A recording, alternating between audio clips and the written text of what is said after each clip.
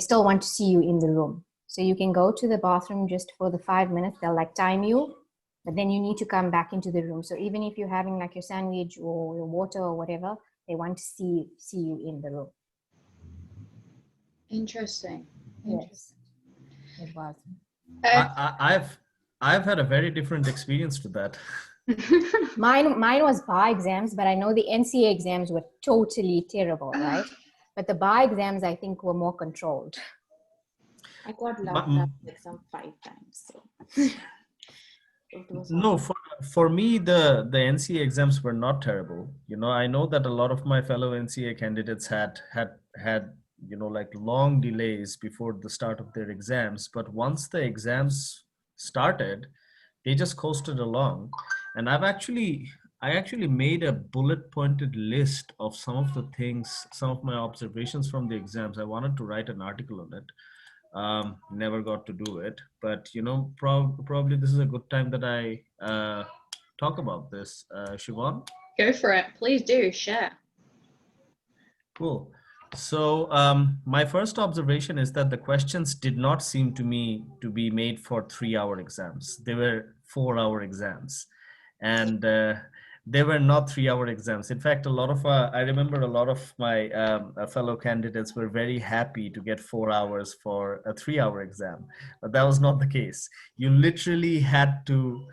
literally find yourself ending on the dot. And so yeah, that's one aspect. The second is that I think generally the process is that there is a reminder and a link sent one day before, and then 15 minutes before that we click on the link, and 15 minutes before the start of the exam we basically are supposed to click on the link, which takes us to a website. The website lists a list of the exam providers. And from that, NCA is not listed by its name. I know of a number of my fellow candidates were confused by this.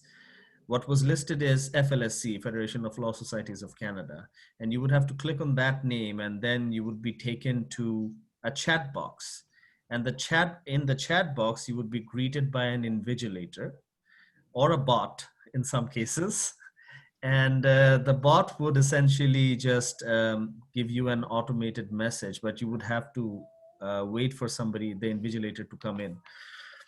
This is the part where most of the delay happened, because there was no invigilator for long periods of time for a lot of the candidates, especially during busy times where, like a lot of people were sitting during the day.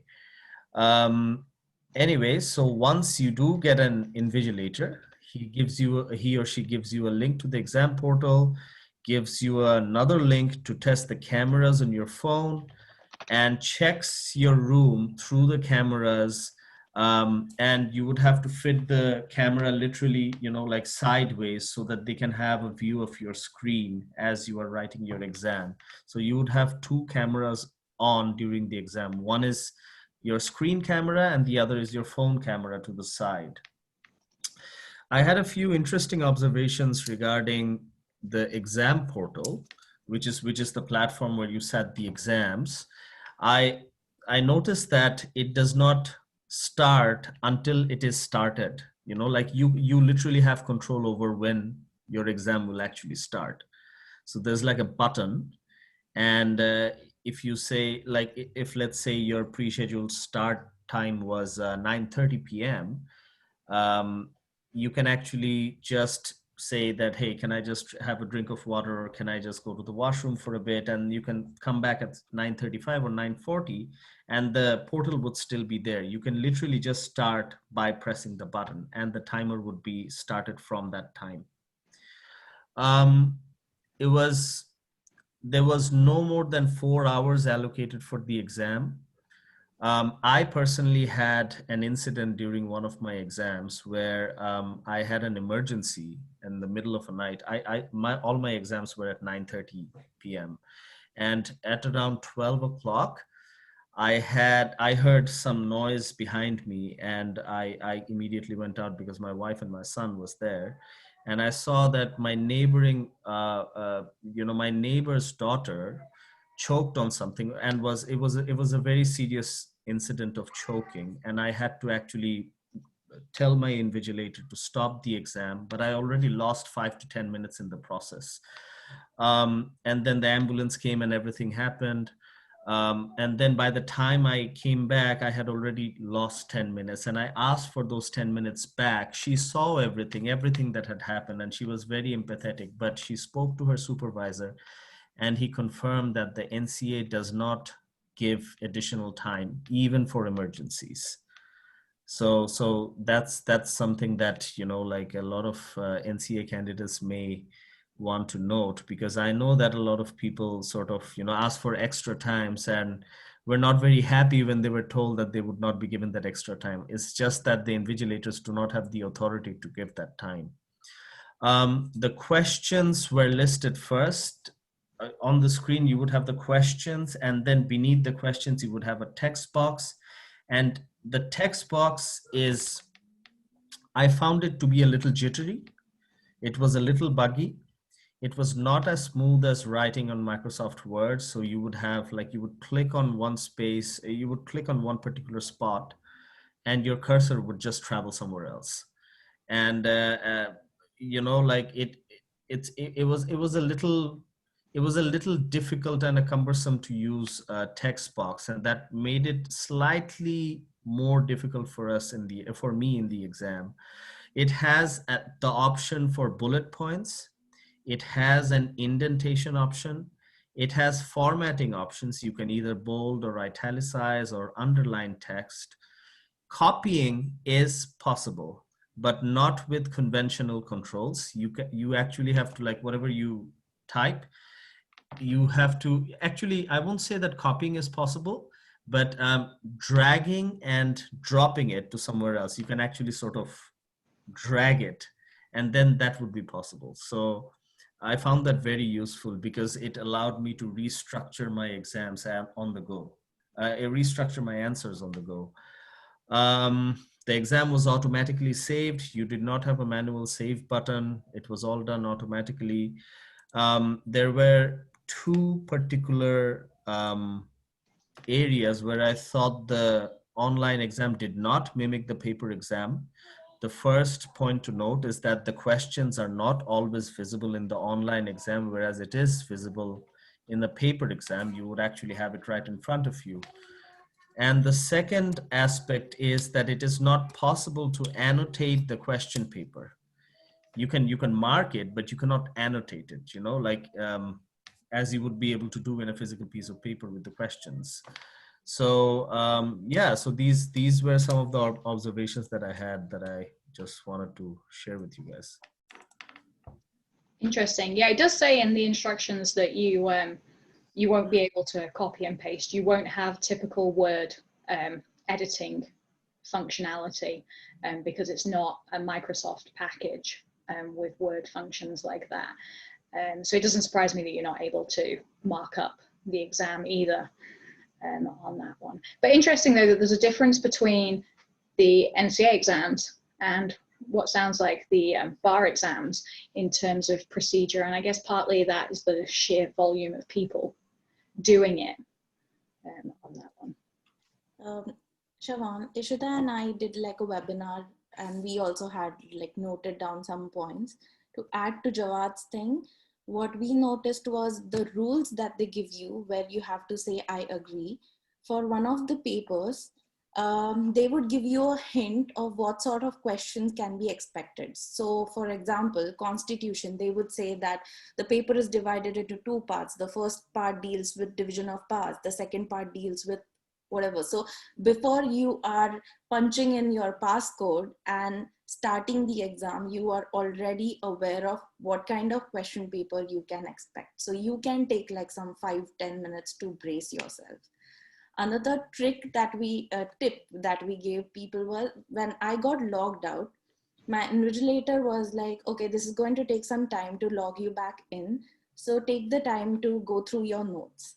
I was in my panic mode, so I did not, but she took like a good 10 to 15 minutes. So the tip that I gave to everyone was like, read all the questions so that if you do get logged out, you can, you know, use this extra time to just go through your notes and keep you know, remembering what you have to do, because even, and I was awarded extra time, so I don't know why they did not.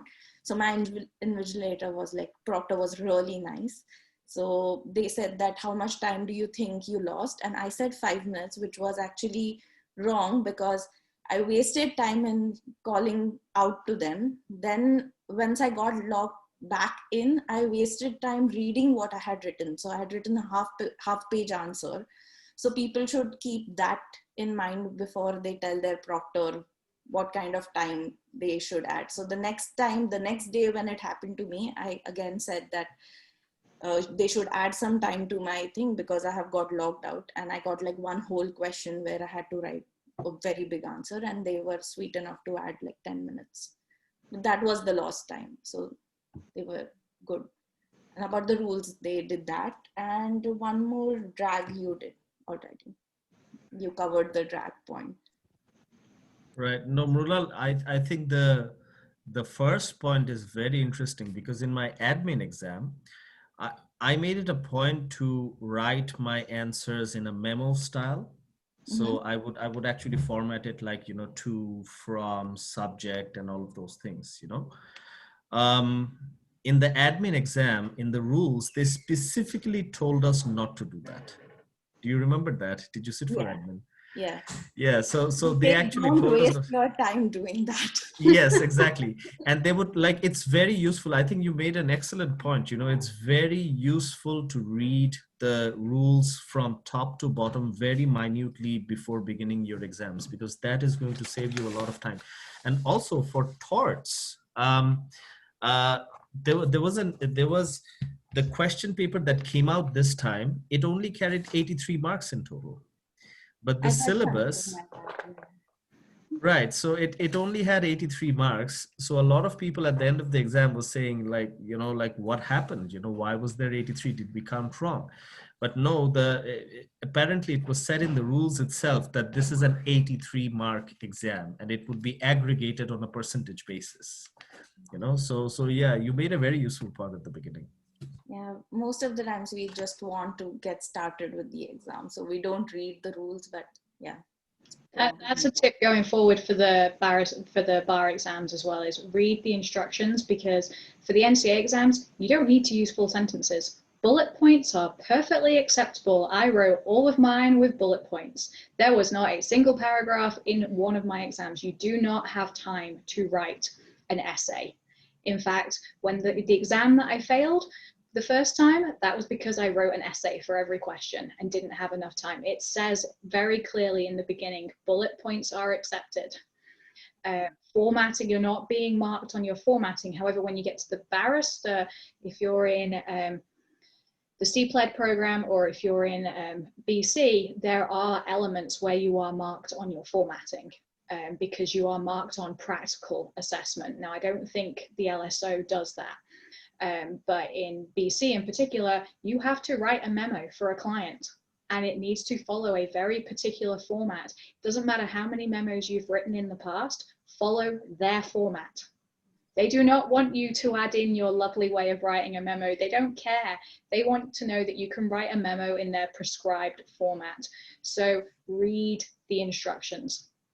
Read all of them. Take the time to read all of them. And my one tip for writing any exam is take 5 minutes at the beginning of the exam and read every single question, because quite often the easiest questions are at the end. So write the ones at the end if they're easier, if you know the answer, and then go back and write the other ones. Don't run out of time for easy marks because you've wasted time on the difficult questions at the beginning. Pick up the easy marks and then go back. You know, and especially in the barrister, you know, for the LSO bar exams, if it highlights which ones you've missed, then it's super easy to go back and be able to see which ones you need to go back and fill in. Now, when I did the bar exams in BC, they didn't have that function. You had to scribble it down on a piece of paper. And we did have scrap paper by the side of us when we took it, and then we had to hand that to the invigilator, because when I did mine, you still sat in a room. We were the first group to ever use a computer, and we all sat in a room together with our computers. It was weird. It was very weird. But I got extra time for my bar exams. because I broke my wrist. So it's worth putting in for like special dispensation with supporting evidence if you require extra time because you've got an injury or you have a medical condition that means, like, you know, if you're dyslexic or something like that, you know, it's worth putting in for sure. One of the glitches was that when I was typing my answer, nothing was appearing on the screen. So, and the timer kept going on. So that's why I think they gave me the extra time, because it was not my fault. I think that's some feedback that the NCAs have really taken on board, that there was a lag in the software. So hopefully they've been able to remedy that going forwards, because that's actually a program issue that shouldn't happen. One more thing which a lot of people asked me was, should we only rely on notes, and do we need textbooks? I would have not been able to answer anything in my foundation exam if not for the textbook. I mean, I don't think so. For NCAs, you can skip on the textbook. So because this session is getting recorded, and if someone sees it later who's attempting the exams, please read the textbook for foundation exam. Yeah, I mean, especially if you didn't write the notes. Like, if you bought the notes from somebody else, how do you know they're any good?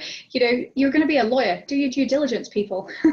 You know, you're not going to walk into into court having not read the leading precedent that you're quoting. So, you know, you need to do it yourself. I mean, yes, you're not going to have time to refer to every single textbook during the exam. And yes, you're not going to have time to read all of your notes for every single question. But having them there by the side of you, that's why it's an open book exam, it's sort of like a comfort blanket. It's reassuring that if you suddenly have a complete mental blockage, you can go to your material and double check, and hopefully that will help you be able to move on, so you're not spinning your wheels and wasting your time. Someone told me you basically have 90 seconds per point. So if you break it down into how many points there are on the exam, divide that by the time you've got 90 seconds per point. So you don't really have time to look at things. You need to know the material. I think flagging and color coding really helped me that way. I could just refer an answer by taking the flag exactly to the right page and then just precisely put down my point which I wanted to write. And the extra 1 hour which they gave, that was really helpful. I mean, that's how I completed all my exams. But the lag that they had, I remember starting one of the exams 2 hours late. So the exam is 4 hours and I had to sit for 2 hours. So I was literally sitting for 6 hours and it was during dinner time. So I purposefully finished the exam earlier, like 15-20 minutes earlier, because I have this weird thing. I don't know if it's just me. My brain completely shuts down when I get hungry. So I completely got it. I got so lost. I just typed everything really fast and then I just went for it. I finished it really quickly. Good for you. I took cereal bars into my exam. Like, I always take food into my exams. I always have done, even in law school. Had like a little snack pile by the side of me. You're allowed to eat during the exam? As long as, like, obviously not chips and nothing that smells, but they were like, yeah, you can have some things there if you want. Some people just need to eat whilst they concentrate. It's part of like the process. So yeah, I always had something, cookies, candy. I ate protein bars, yeah. Yeah, I had some sugar. The virtual exam actually allows for you to, it actually allows you a home advantage, and I made full use of it. What I did was that I actually pulled up my table, my dining table, and I took it to a secluded room inside my house. And then the entire room, I put up my notes on the walls. So I had full sight of them without flipping the pages. And my entire like wall was like pasted with notes. Wow. With big block letters, you know, like especially in the constitutional law exam, certain passages in the Constitution had to be there. You know, obviously we'd have to consult it. index pages of the notes that I was carrying, I put them there because otherwise, you know, it would just be extra seconds that I would spend in flipping to the index page and then flipping back to the page that I'm looking for. So I carried a big jug of tea with me. I am a tea lover. So I carried literally a jug, and in my first exam it spilled, but you know, it didn't spill during the exams, it spilled before the exam, so that was thankfully, you know, disaster averted. But I did take in drinks and, you know, a little bit of food with me, and there was no issues regarding that. So you basically created your own war room. I did, and I showed it to them, and they didn't say anything. And yeah, you know, it's I'm not doing anything wrong. It's an open book exam, right? Yeah. And it's just a different layout. absolutely, and it's my home, and it's literally my home advantage. You know, I can take advantage of it.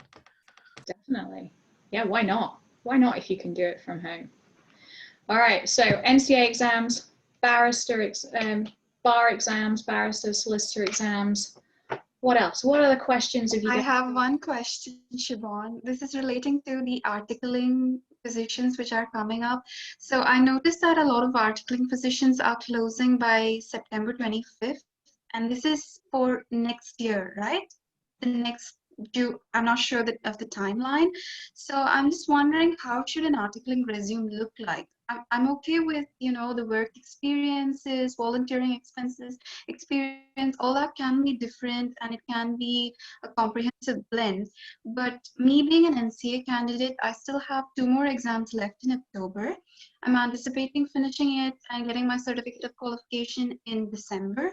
So how can I apply for these positions without having the CQ? Okay, good question, and a very common question, especially right now.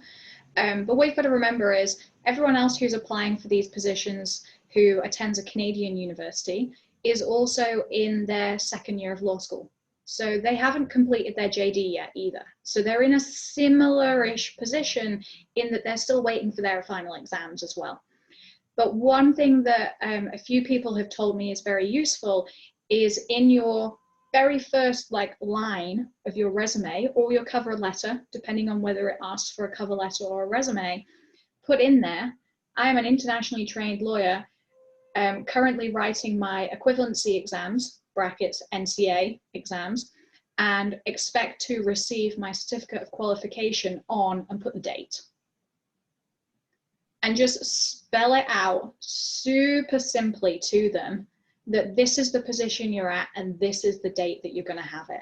And the reason for doing that is that unlike a JD program, the NCAs you can finish your NCA exams at any point in the year.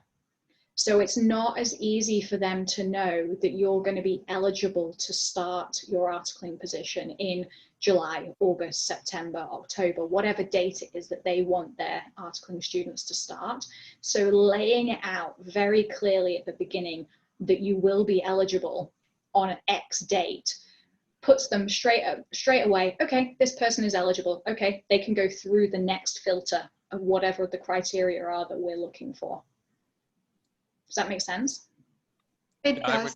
I would agree with that, Siobhan. I started my position in June working with helping people find work for articling, and I talked with a lot of legal recruiters here in Alberta, and a lot of them were saying we will not look at an ITL resume if it doesn't have the certificate of qualifications on it already, but if you don't have it and you know that you will have it before the job is going to start, then lay that out right at the beginning. So exactly what Siobhan said.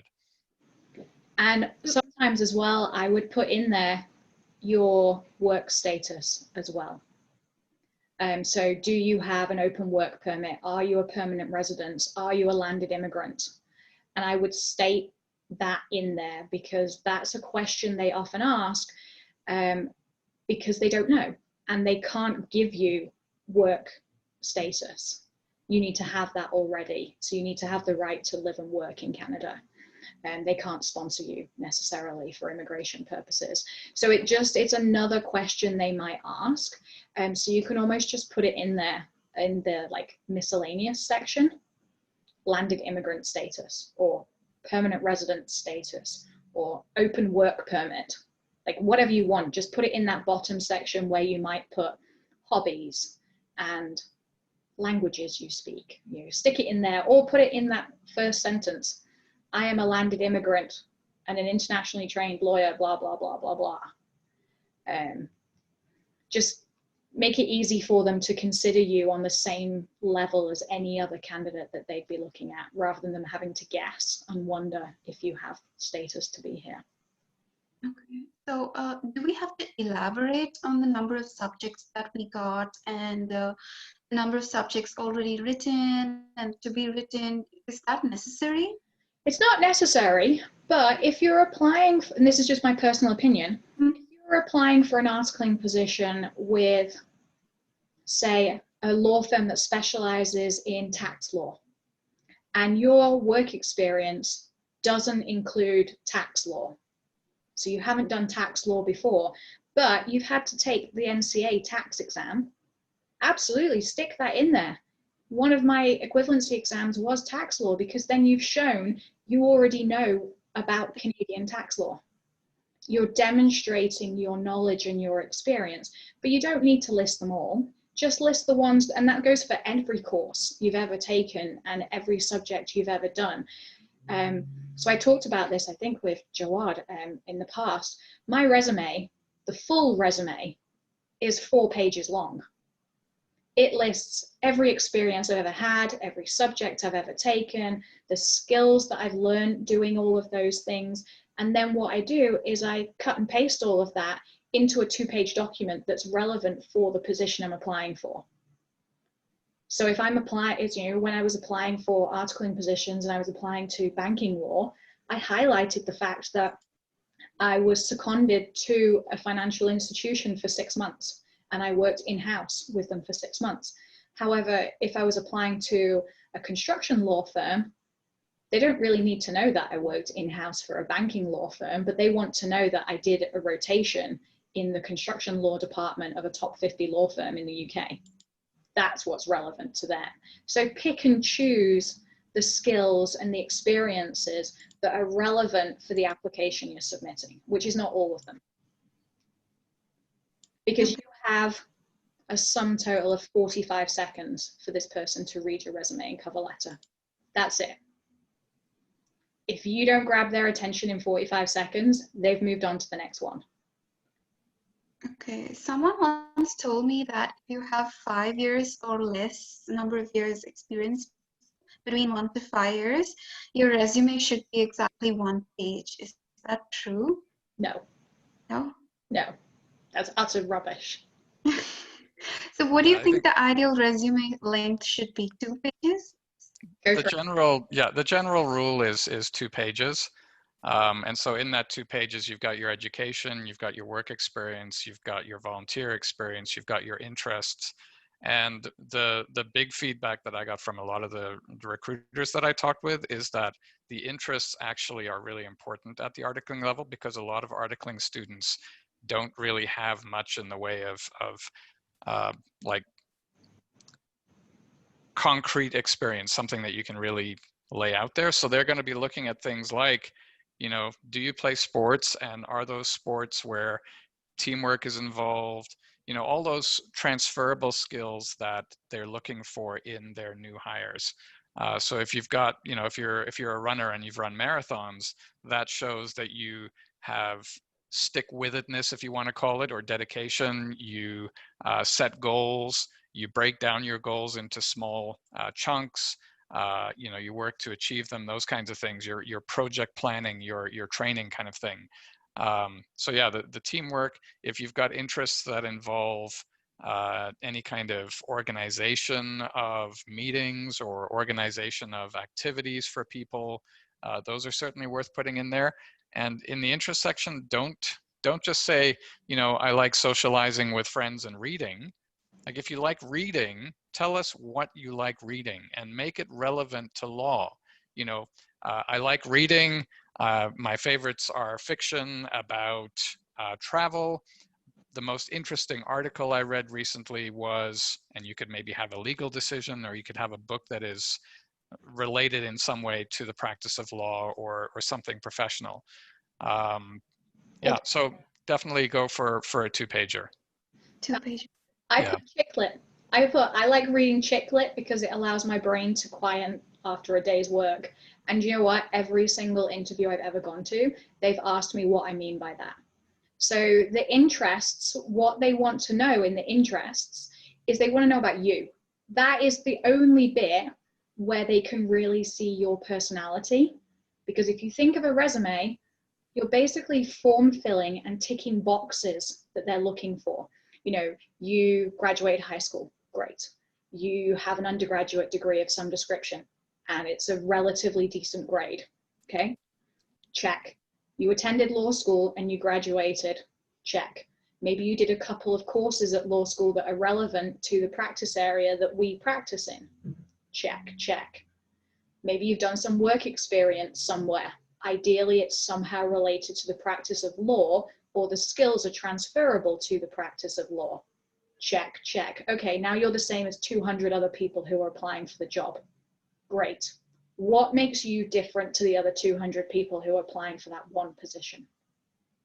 That's where your interests at the bottom turn you from one of 200 into Catherine. Suddenly you have a name and a personality rather than just being a number. Does that make sense? It does. Yeah, and this is, to add to that, what, you know, there's basically 2 standard second questions in an interview. I mean, the first question is always going to be like, did you have trouble finding us? You know, it's cold out. It's very, very blasé. The second question is either going to be, tell us about yourself, in which case you're going to have your elevator pitch ready and tell them something about yourself.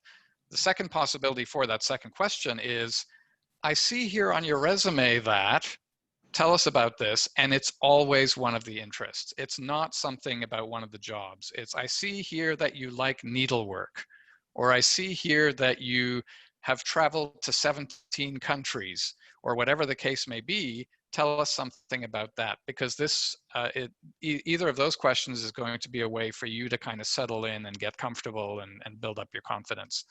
So if you have interesting interests, you've got a great start to your interview. Oh, I did not know that. In fact, I kind of removed the interest and hobbies section from my resume. I think I should put it back in now. I think you should. Jawad. Jawad? I'm gonna add to that I had a conversation today from somebody who's in the hiring committee of one of the major firms in Toronto. And she was telling me that the matrix looks a little different for those with experience.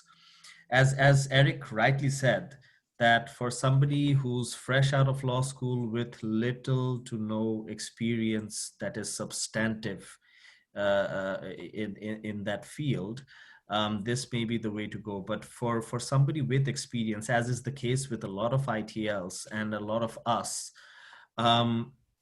then the matrix looks a little different, in the sense that she actually told me that your academics will, depending on the amount of experience that you have, but your academics will take more of a back seat to the skills that you gained, both by way of soft skills as well as hard skills, in the experience that you've gained.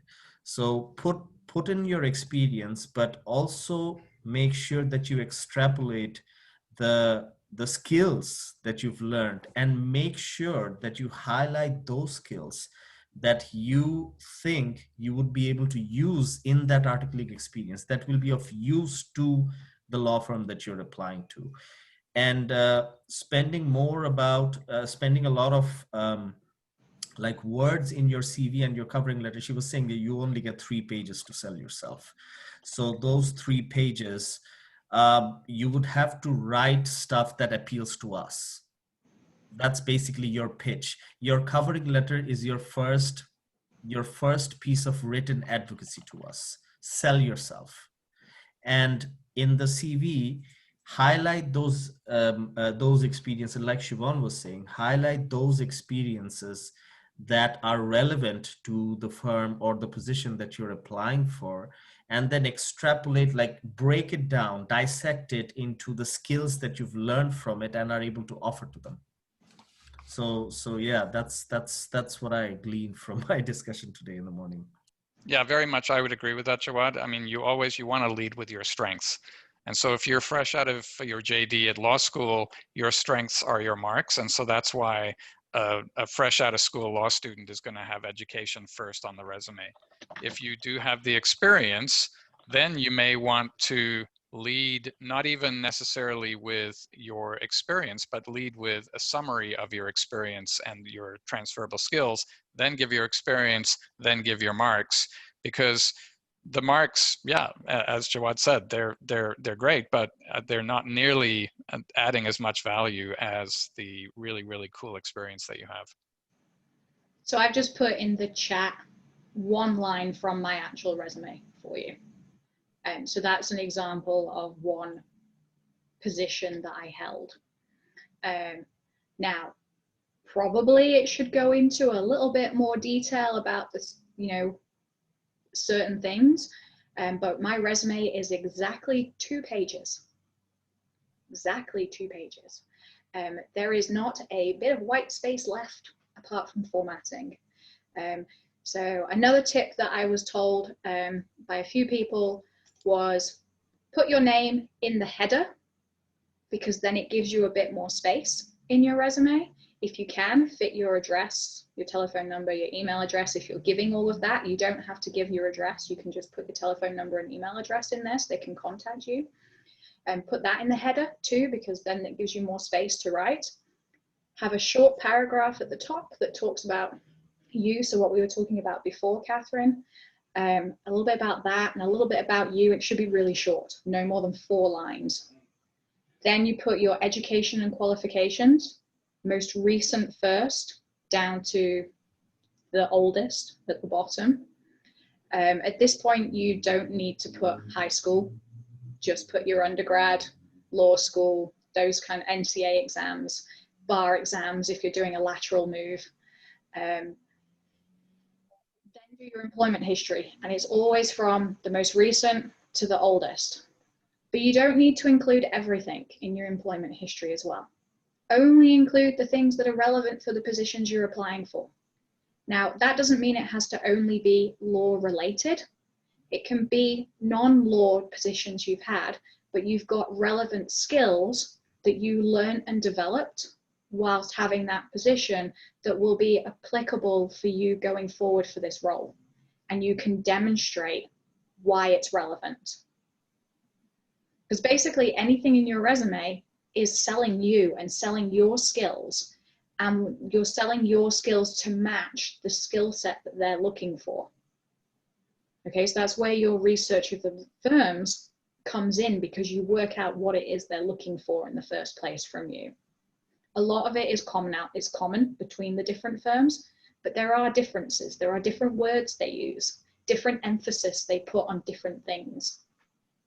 And then the very last paragraph you're going to put in is your, so mine's broken down into like business development, marketing, management activities. And then I've got community engagement and then my interests and activities at the end. I was also told, don't put down language skills unless you are fluent in a language. And even then, don't put down language skills unless the languages are relevant to the firm that you're going to be working for. So if it's an international law firm, then language skills are useful. If they have a lot of international clients, then languages are useful. But if they don't have either of those, then it's probably not going to help you at all. Yeah. So for example, if you see on their website that they've listed the languages that their associates speak, include your languages, because that's obviously important to them. If they don't list their languages, or they don't have like a change language function built into their website, possibly languages aren't as important to them. So why waste the space when you're in there? Another tip in terms of formatting consistent formatting throughout. It needs to be easy to read and follow. If the text is too dense, they're going to stop reading it because their brains are just going to shut down. So be conscious of the text. Imagine you've got 500 resumes in front of you and you've got 2 days to read them all. If you're faced with just a barrage of text, your brain just shuts off and you don't read, absorb any of it. So all that time and effort you put into it is wasted. Also use the same tense throughout. And that can be really hard, especially if English isn't your first language, you've probably got one up on anyone where English is your first language, because you've probably been taught much better grammar than somebody who's learned English as their first language, because you're not really taught grammar these days. So use that, sell yourself, use the correct grammar throughout, spell check it, spell check it, spell check it, all of it. So they're the top tips that I have, that I was told, that I always put into mine. Don't be afraid of white space. White space is your friend on your cover letter and your resume. Doesn't need to be War and Peace. Eric's nodding. Eric agrees. Yeah, very much so. White space is important. Just one little thing to add to the header information is you don't need to label an email address. You don't need to label a phone number, because we know which is which. You know, we can tell that if it starts with, 416, that's a phone number. It's not an email address. And put all of your contact information in a single line. You see people who put their first line of their address, their second line of their address, their phone number, their email, their LinkedIn. Now they've used up 5 lines of text. And if it's in a header and it appears on the second page, now you've killed 10 lines of text. If all of that contact is in one line, and then you have your LinkedIn URL as the second, and definitely include your LinkedIn URL so they can find you easily, then you've saved a lot of space there too. Yeah. Renal, get your hand up. Yeah, I actually wanted to just add to the LinkedIn bit now, because I have it in my CV as a tab, and I plan to edit my profile. And because in the way you have posted, I have made my resume a similar way, that assisted, negotiated, I don't know, drafted, vetted, and terms like that. But I have not used transactions. So what I plan to do is I want to edit my LinkedIn to say that I worked on probably a company which is there in the airspace doing commercial leasing transactions, which involve so-and-so million of dollars, and all of that information in the LinkedIn, so that I'm covering both the aspects. So can I make a suggestion? Yes. That kind of detail is probably better in the resume. Oh, is it? Okay. Because the resume is not a public document. And so if there's any privacy connected with that information, it's better in the resume. The other thing is those kinds of details, especially if you got results, the results are super important. I did this and I did this, but I saved the company this much money, or I avoided litigation in so many occasions, that kind of thing. That's important. But you're going to be changing that from resume to resume depending on what firm you're applying to, right? Right. With your LinkedIn, what you really need to do is you need to have that as generic as possible, because your LinkedIn has to cover every possible resume that you're going to send out. And if you have too much detail in your LinkedIn that isn't in some of the resumes, or that is slightly contradictory, or that makes you look like a slightly different kind of lawyer than you're presenting in your resume, that's going to make a recruiter think, hey, what's going on here, right? You're causing doubt. If your LinkedIn is, if your LinkedIn is generic and it's basically, it could cover anything, and then you've got the detail in your resume, all they're really going to look at the LinkedIn for is the job title the same? Are the dates the same? Is the employer name the same? And other than that, they're probably not going to be too interested there, right? So yeah, keep the LinkedIn generic. The resume is where you put your details. That's a helpful tip. Thank you so much. Definitely on that one. And the example that I just posted for all of you, The only reason that there are client names in there is because they were publicly announced in news releases, and I am mentioned in those news releases by name. But if you do not have permission, do not name clients by name. It's purely because that was a public transaction that was talked about in the media, and my name is associated in the media with those deals. So do not break client privilege to name things, and do not give any information about the deal if it's client privilege, because people might be able to guess and ascertain who it is from a particular industry if there wasn't lots and lots of that type of deal. So just be aware about client privilege in there as well with what you're talking about. But yeah, there are examples. If you go onto the GLC members Facebook group, which I think some of you are members of, there is a files section on there, and there are resume examples that you can look at that were given by one of the universities here in Canada to all of their students. So they were found on the internet. The link to where they're found is on there too. You can look at all of the resumes, examples, and there's cover letters. In that group, there is also, what do we call them, Jawad? Those written things we did. Writing samples, that was it. So there's lots of information there about writing samples. So particularly if you're applying for a litigation position, you may be asked to provide a writing sample. There's lots of different things that can be a writing sample, particularly if you've worked for a number of years and you have legal experience. Don't give away client privilege by sharing a client's previous document, but you could use that as a template and change names or redact names out of it and facts. But there are examples of what a writing sample can look like and probably should include, and the types of things that they're looking for, firms are looking for when they're asking for a writing sample on that one. So it's worth looking on there. Any other questions?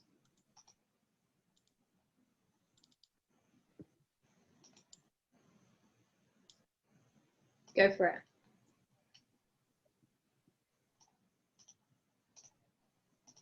You can ask any question you want, guys.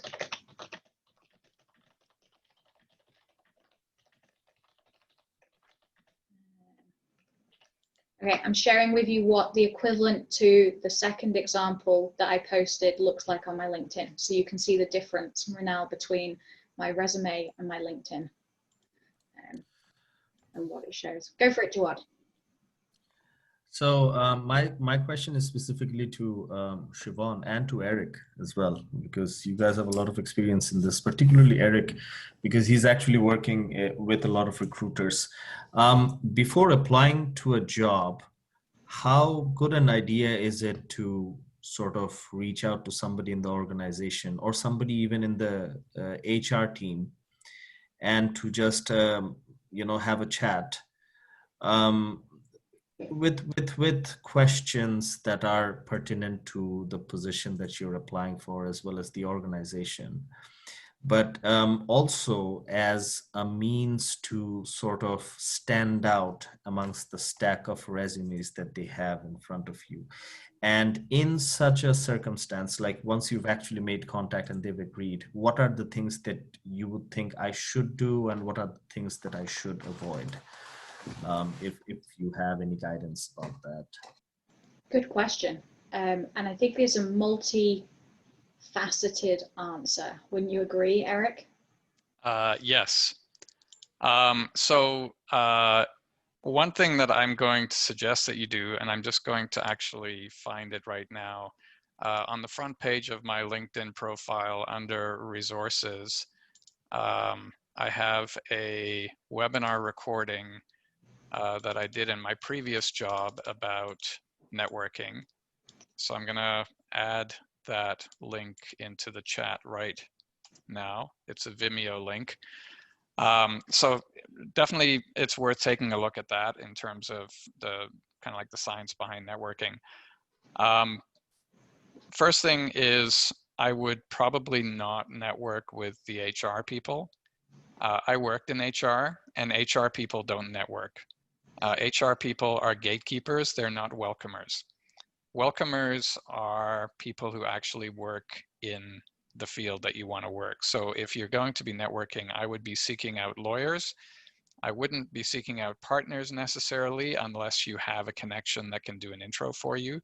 But I would be seeking out associates, maybe senior associates, people that would be kind of 1 or 2 levels higher than you in the organization, and meeting them to learn about the firm, you know, learn about the specialties, ask those questions that you have about the firm. And then once you've done that, you always have those people in your pocket for future applications. So when you see a position advertised, you can contact the person that you met weeks or months ago and say, hey, I'm going to be applying for a position. Would you mind going into your recruiter and just putting in a good word for me? You know, so they're going to go in and say, hey, you know, I was talking with a friend of mine, such and such. They said they're applying for a job here. If you happen to get an application from a person with this name, I think they're solid. They're worth talking to. And now they're actually going to be looking out for your application. The other thing you can do is once you've met somebody at the firm, you can use that information, you can use that research to tailor your cover letter and your resume into those things that are important. But in your cover letter, you can also name drop them. And so you can say, you know, 3 months ago, I met such and such person from your firm. We had a coffee. I've had several emails with them back and forth. And this is what I've learned about your firm. And this is why I'm applying, because it just sounds like such a great place to work.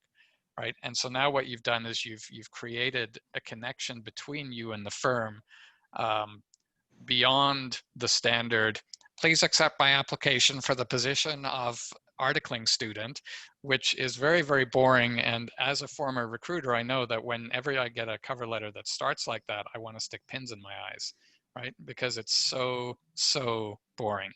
As soon as you start your cover letter with something interesting, like, hey, I met somebody from your firm, or I've heard that you did an amazing job on this case and blah, blah, blah. You tell a story about what it is that draws you to the firm.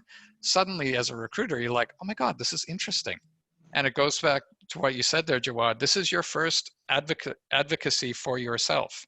So you're not going to advocate for a client in a boring way. So why write a cover letter in a boring way? Right? Absolutely. That kind of wandered, but yeah, the networking piece definitely, it's not something that you want to do also. You don't want to network with a firm when you see a position advertised. You want to network with a firm 7 months before a position is advertised, so that you've established a relationship without the carrot of the job hanging over it. And then you're able to use that relationship when the time comes. Yeah, so I think I would add to that.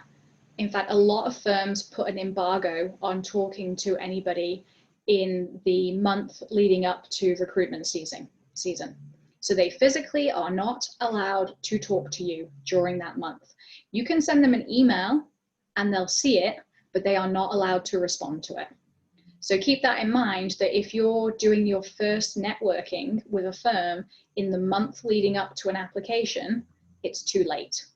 You need to be doing your networking soon, which is why if you've been to any of these sessions beforehand or you've watched any of them online, we talk about networking so much, because it's so important. Because you're not going to build a relationship that makes you memorable and makes somebody want to walk into their HR department and say, if you get a resume from Jawad, I've met him, I've spoken to him, and I think he's a solid person and we should put him through to round 2. You need to have built up that relationship, and that takes time and it takes effort. And I know everybody's balancing so many other things at the same time. You know, you're trying to just get through the day, you're trying to finish your NCA exams, you're working, you've got families, but it's so important that you put time into that networking process beforehand. Even if it's attending webinars, and we are now in CPD season, CLE season, okay, September. It's the start of a new school year. It's also the start of webinar season. Now, normally webinar season is in-person events. This year, fantastic opportunity. It's all online and most of it is free. So if in your research of law firms, you've seen that there's a bunch of law firms who you really would like to work for, make sure that you're attending those webinars they're putting on, or they're speaking at if they're on the panel. And then follow up with the people who are hosting those webinars, who are speaking in those webinars. And that's your doorway to start a conversation, to make a new friend. Okay, and by friend, I mean like a business connection. They're not going to be your bestie. Okay, this is a business relationship you're building, not, you know, me and my bestie drinking champagne on a Saturday evening. Although it might turn into that, you never know. But think of it in a business sense, okay? You're building a formal business relationship with people, okay? But you can bring in your personality. Don't be a drone.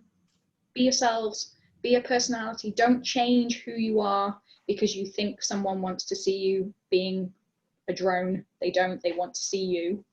Okay, but be professional, be polite, but build that relationship over time. Like Eric says, you know, 7 months. If you think of it in sales terms, so right now you're selling you, for a person who works in the sales industry, so they're selling a product or a service, it takes 13 touch points. So that's 13 connections of some description before they remember who you are. And then it takes 30 in total touch points before they'll buy the product or the service. So if you're thinking of you as the product or the service, you got to have 13 touch points. So that's... I didn't really get that, Siobhan. Okay, so a touch point in the sense of you selling... Okay, so I'm selling a new candy bar on the market. Okay, a touch point is any way that somebody is going to see the candy bar. So that could be a Facebook advert, or somebody on Facebook talks about the candy bar and it pops up on the screen, or you drive past a billboard on the street,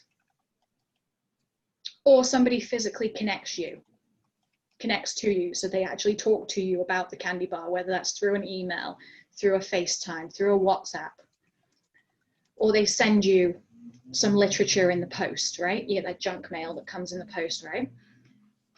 You are the candy bar. So they need to see you somewhere. So that could be that your name pops up in their LinkedIn feed. I gotta jump out. We'll see you guys. Bye, Eric. Thanks so much for your help.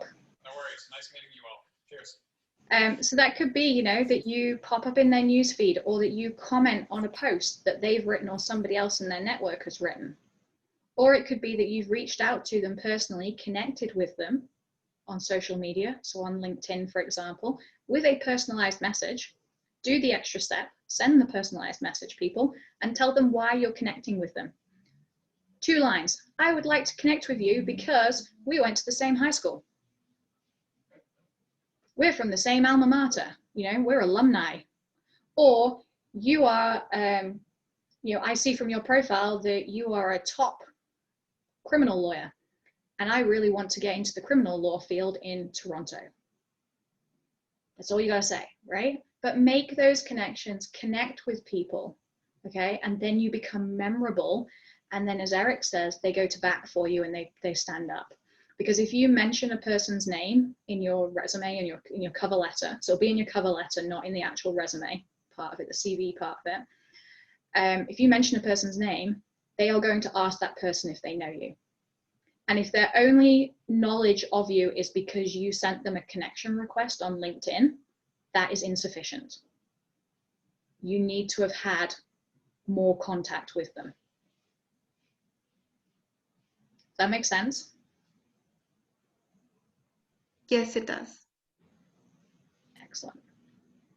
And do remember, there is an embargo on talking to people. So once you've met them and had these connections and built up this mini relationship with them, when you submit your resume, come resume submission time, you can send them an email and say, hey, just a heads up, it's, you know, application season, and thanks to you and all of our communications, I've put my resume into the pot, or put my resume into the pot. And I've mentioned you in my cover letter that we've communicated. then that gives them a heads up that you've mentioned them and that they can expect a visit from HR or a phone call from HR at some point saying, do you know this person? And it's a polite thing to do, right? So you're saying as soon as I write it in the cover letter with the person's name, I go back to the person and mention it to the person. Okay, what if in a situation the person already gives me permission to use his or her name? In that case, do I still? I would still let them know. I would let them know that you've submitted your resume. I would say, you know, thanks so much for agreeing to let me name drop you in my cover letter, just to let you know I submitted my resume and cover letter on X date. Okay. And if you really wanted to, you can send them a copy. You don't have to, but at least then they know what you've said about them. Do you have to mention anything about that person? Like how you're connected or how you got to know that person? Well, I mean, you can do. Otherwise, like, you're just like a name, right? You just basically, you could have just taken a name from a website. Was referenced by so and so, that would suffice. Yeah, so I mean, like Eric gave a good example a couple of seconds ago, but it might have got lost in all the information that he gave. But he suggested, I think his suggestion was, the reason I'm applying to you, don't paraphrase this is very bad English, but the reason I'm applying to you is because I have had a coffee date with Ted Black on, you know, or I had a, you know, coffee date with Ted Black, and he, you know, he answered all my questions and he told me all about the amazing work that you guys are doing with Indigenous land rights, for example. This really, really, you know, really resonated with me, and this is the reason why I'm applying to your firm, because I really want to work in this area. Something like that. Like, talk about why speaking to that person made you apply for this particular job. Like, why was it that you spoke to Jawad and decided you wanted to apply to Jawad's firm, whereas when you spoke to Mrinal, you decided, actually, I didn't want to apply to Mrinal's firm. No offense. You were the first two people I looked at. You know, so differentiate why that person helped you make that decision and tell them why it was important. In the same way that in your resume, you talk about the skills that you acquired from each position and why it's useful to that firm you're applying for. Because not every skill is going to be as relevant to every firm, which is why I say my full resume is 5 pages long, but I only ever send 2 pages. Right? Because not all of the skills and not all of the details are relevant for a position. Like, no one needs to know necessarily that I worked as a candy striper in a hospital when I was 16 and I cleaned bedpans. That's not super relevant to a lot of jobs, unless they specifically say you need to be able to work in uncomfortable and disgusting situations.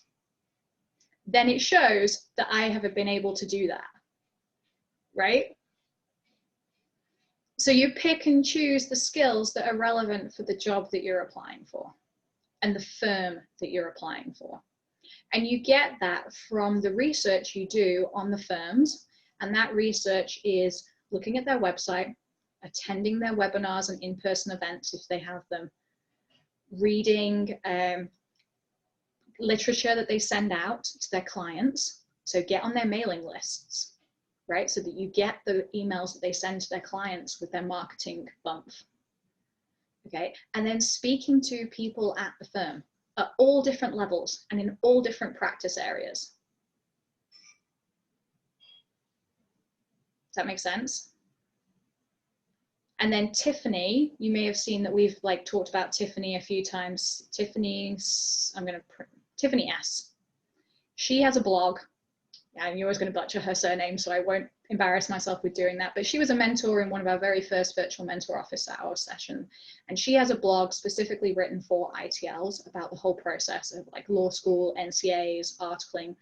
On that, she has a really, really good template for when you're researching law firms and in-house teams, and the kinds of things that you like can look at, and then you can compare them next to each other. So go find her website, I think it's called the Transition Law Blog. You'll see it on our Facebook pages. I've definitely quoted it a few times on there. Look for that resource. It's really useful when you're looking at all the different firms. And I know that application season is happening right now, so it's a very short window of time if you haven't done this already, but it's worth doing it, because peppering 300 resumes out there is not going to be super successful, because that means you've not tailored your resume and your cover letter to the firm you're applying for, and they'll be able to see that.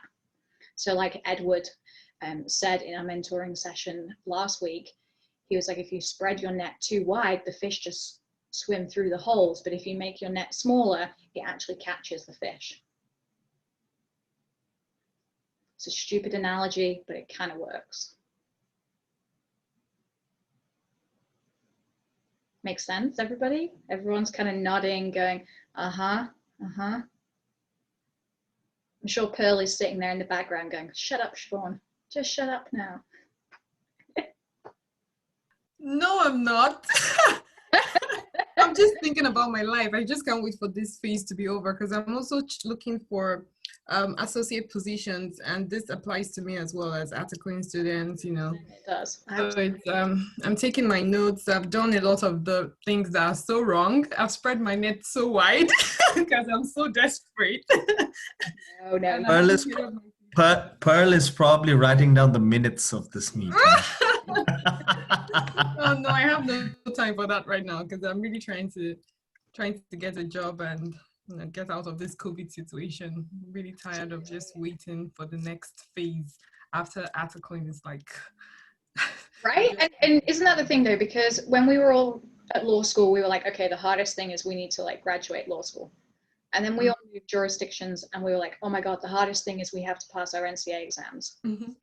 And then we go, oh my God, I've got to pass the bar. At which point your brain just like explodes. I know. And then you've got to get an articling position.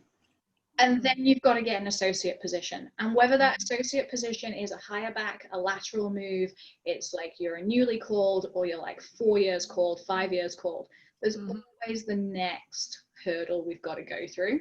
Yeah. And our resume and our cover letter have to be updated with every single move. Mm-hmm. Right? So it's ongoing. So Pearl, we feel you. Yeah, thank you. I'm learning. I'm here. I'm silent, but I'm learning. Okay. Thank you so much. All right. You're not alone, Pearl. Sorry, I just wanted to ask, because I'm completely unfamiliar with this, with the procedures. If you are, let's say, an articling student at a firm, and you are expecting to be called back for an associate position, do you still have to apply for the associate position, or does that sort of happen automatically? Good question. Do you know what? It kind of depends on the firm, because some firms may take on a whole bunch of articling students, and then they may do like a little mini application process internally, because maybe they only have space for like one associate, for example. So they may decide to do an application process and you all have to apply. I think, Pearl, you can probably agree with me on this, that, you know, majority of firms though, they will hire you back based on your performance and the firm's needs during your article. Yes, definitely. My firm already communicated to me at the beginning of articles that I will be joining them.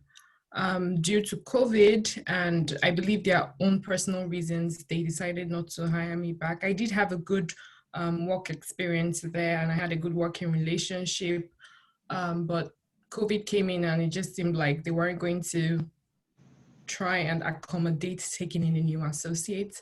So they would definitely consider if they have the capabilities to take on a new associate, even if you have articled with them.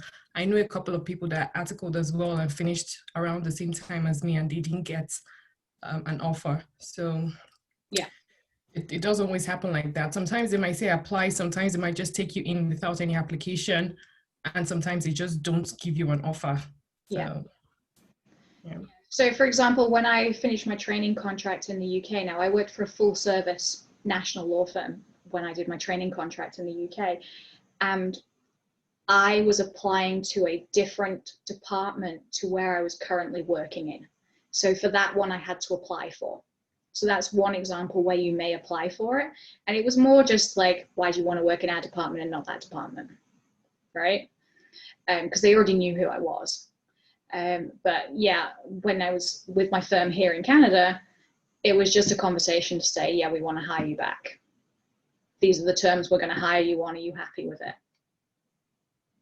You know, you make that judgment call whether you're happy with it or not. This year is a little weird. Okay, so this year is similar to when I got called in the UK, in that I got called in 2009. Similar kind of economic situation to what we're in now. So it probably looked a little different to maybe a year ago or 2 years ago on that one. But for lateral hires, yeah, you're always going to apply, right? And it's not quite as formalized, the process, as say the articling process. So with the articling process, you know, a lot of the firms are using VI Desktop, and it all has to be done by a certain date, and there's all sorts of restrictions and criteria in place in terms of the actual articling hiring process.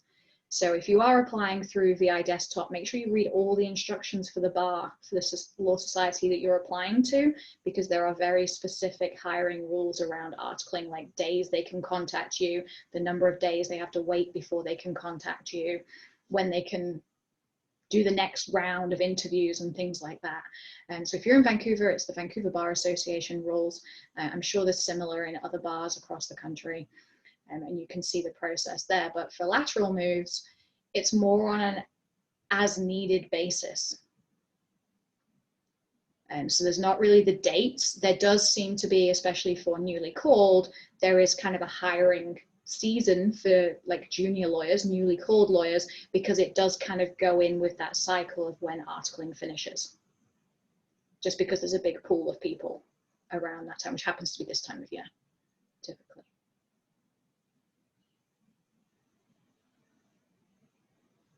And then, yeah, then you just literally like either apply through the firm's website or send an email, whatever the instructions are on the advert. But again, that comes down to your networking. And if you've built up great networking relations, you can tap into your network and say, hey, you know what, I'm not being hired back due to the current situation. If you hear of any articling positions, I really want to qualify, I really want to work in mergers and acquisitions, or I really want to work in pension law. Do you know anyone who works in that area? And then they can put you in touch.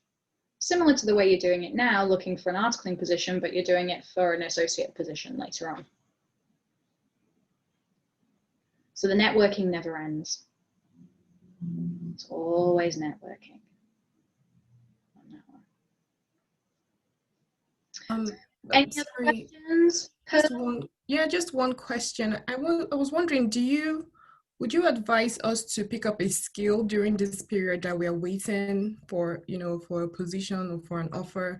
And what skills would you say would be helpful for us in looking for a position? Good one. Any time where you have free time is always a good time to pick up a skill or develop a skill you already have. I mean, if you've gone through a performance review, Pearl, for example, and if there was anything in your performance review where it was suggested you could work on and you could develop, then maybe now's a good opportunity to work on that skill. Okay. Or just take up a hobby or reactivate a hobby that you've not been able to do because you haven't had the time. Okay. Make it so that this period isn't a complete standstill. That's not to say you shouldn't have downtime and you shouldn't sit and wallow and watch Netflix for a few hours, but don't sit there for 3 months and only watch Netflix. And the only thing you can talk about in an interview is that I watched the entire back season of Friends, right? You've got to have something else on top of that. But it doesn't necessarily have to be go out and learn to code.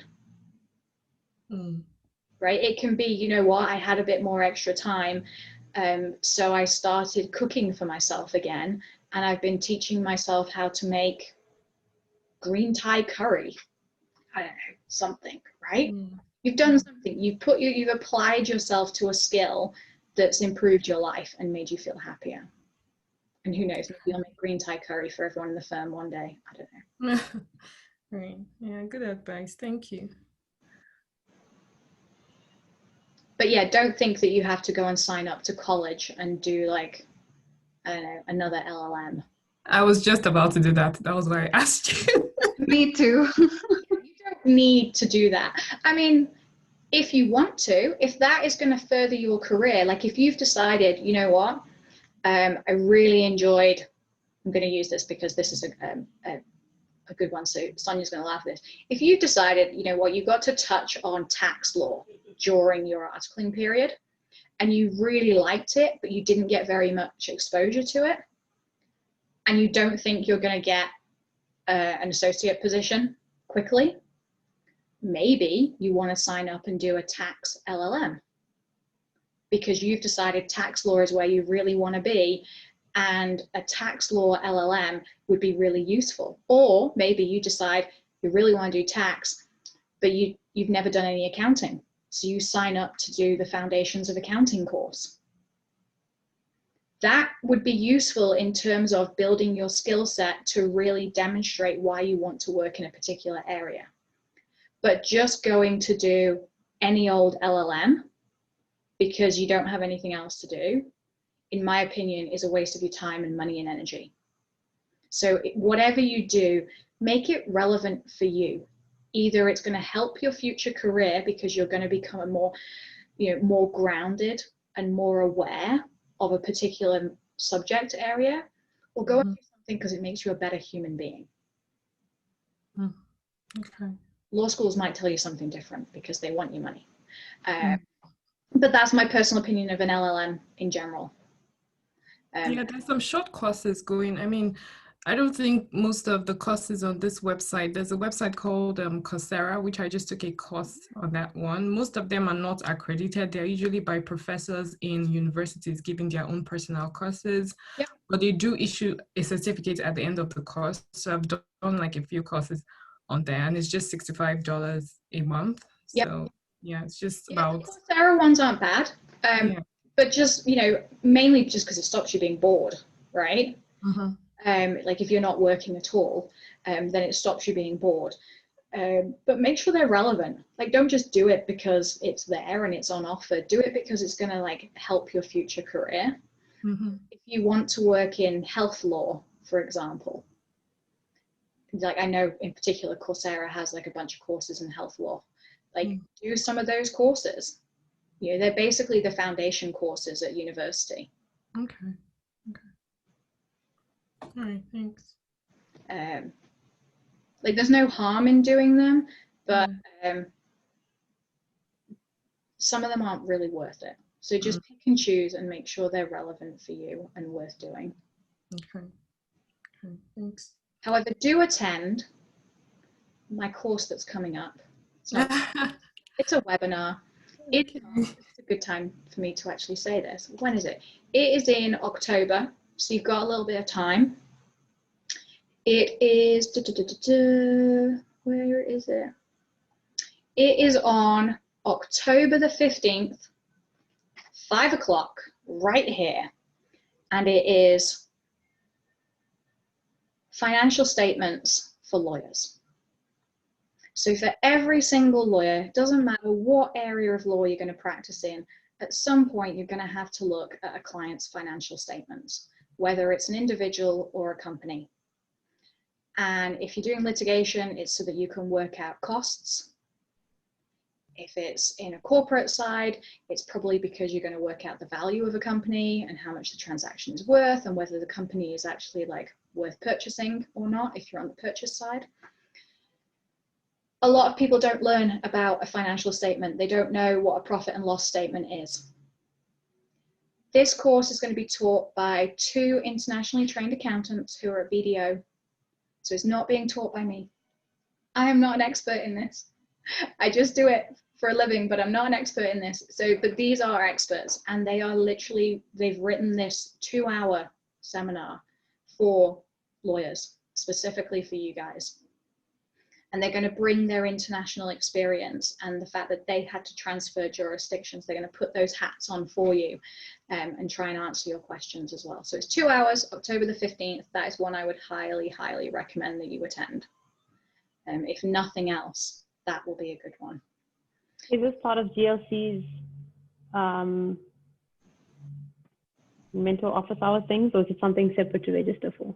I'm probably going to do a separate registration for it. So just a heads up, keep an eye on our social media channel. I probably will do a separate registration for it, and just so that then we can logo it with BDO's logo and make it all fancy and give them access to like who's attended so they can follow up, because they've offered that if you have follow-up questions, they are open to trying to answer some of those for everybody as well. So that's definitely going to be a good session to attend. On that one. We're also the following week, we are doing a legal research and writing with the unknowns. So the unknowns about legal research and writing, that's going to be on October the 21st.